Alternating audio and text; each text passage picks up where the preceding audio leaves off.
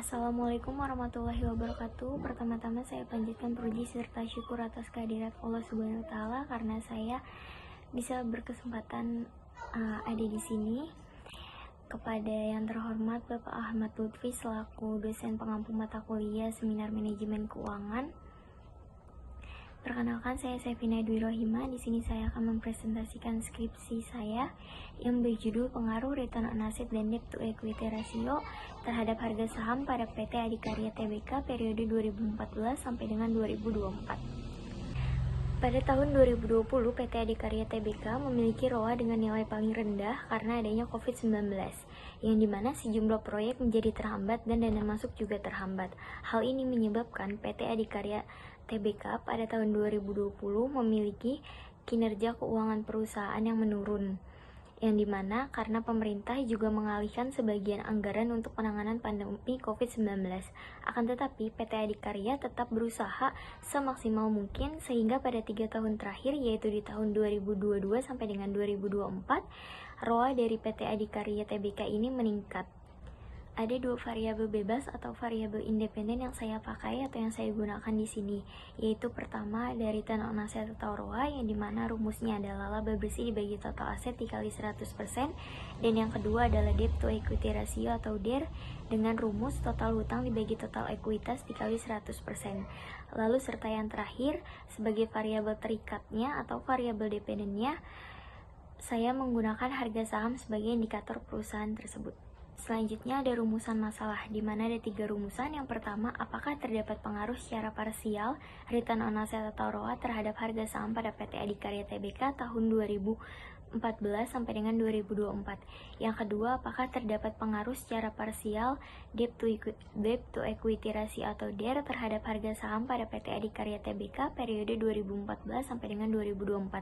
Dan yang terakhir, apakah terdapat pengaruh secara simultan ROA dan DER terhadap harga saham PT Adikarya Tbk periode 2014 sampai dengan 2024. Berdasarkan uraian rumusan masalah sebelumnya, maka tujuan penelitiannya yaitu untuk mengetahui pengaruh secara parsial ROA terhadap harga saham pada PT Adikarya Tbk periode 2014 sampai dengan 2024, untuk mengetahui pengaruh secara parsial DER terhadap harga saham pada PT Adikarya Tbk periode 2014 sampai dengan 2024, dan yang terakhir untuk mengetahui pengaruh secara simultan ROA dan DER terhadap harga saham PT Adikarya Tbk periode 2014 sampai dengan 2024.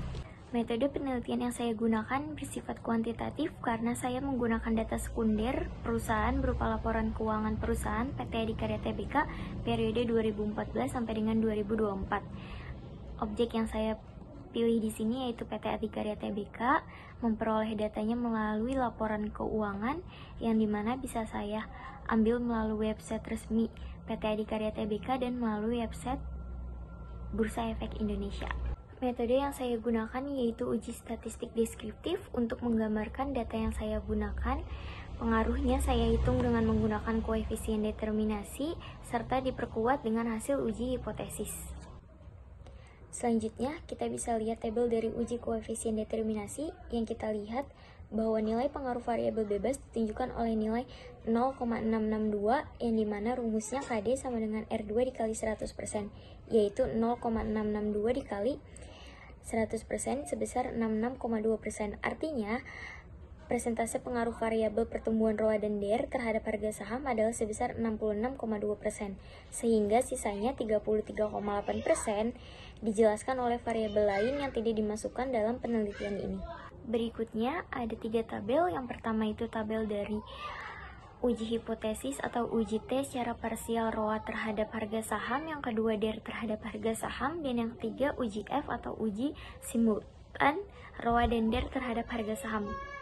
Kita bahas yang pertama dulu, ROA terhadap harga saham, di mana kita lihat dalam tabel tersebut, ROA memiliki T hitung sebesar 3,464, yang dimana lebih besar daripada T tabelnya yaitu 2,306, dan dengan nilai signifikan sebesar 0,007, di mana nilai signifikan tersebut lebih kecil daripada 0,05 atau 5%. Jadi dapat disimpulkan bahwa HH1-nya ditolak dan HH1-nya diterima, yang artinya ROA secara parsial berpengaruh secara signifikan terhadap harga saham PT Adikarya Tbk periode 2014 sampai dengan 2024.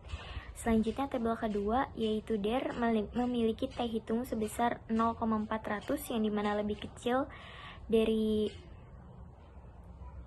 pada 2,306 T table dengan nilai signifikannya sebesar 0,698 dimana lebih besar daripada 0,05 atau 5%. Jadi dapat disimpulkan bahwa HO2 diterima dan HA2 ditolak, yang artinya debt to equity ratio atau DER secara parsial tidak berpengaruh secara signifikan terhadap harga saham PT Adikarya Tbk. Selanjutnya, tabel yang terakhir bisa kita lihat hasil dari uji F atau uji simultan ROA dan DER terhadap harga saham yang dimana menunjukkan nilai F hitungnya sebesar 10,804 lebih besar dari F tabelnya yaitu 4,46 dengan tingkat signifikansi sebesar 0,05 yang dimana lebih kecil dari 0,05 atau 5%.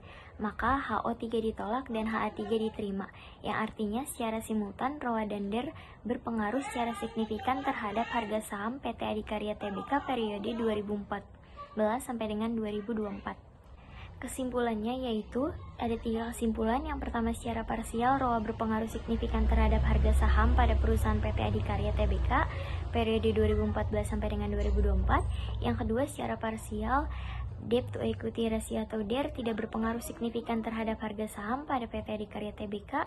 Dan yang terakhir, secara simultan ROA dan DER berpengaruh secara signifikan terhadap harga saham pada PT Adikarya Tbk. Sekian presentasi dari saya, kurang lebihnya mohon maaf. Terima kasih. Wassalamualaikum warahmatullahi wabarakatuh.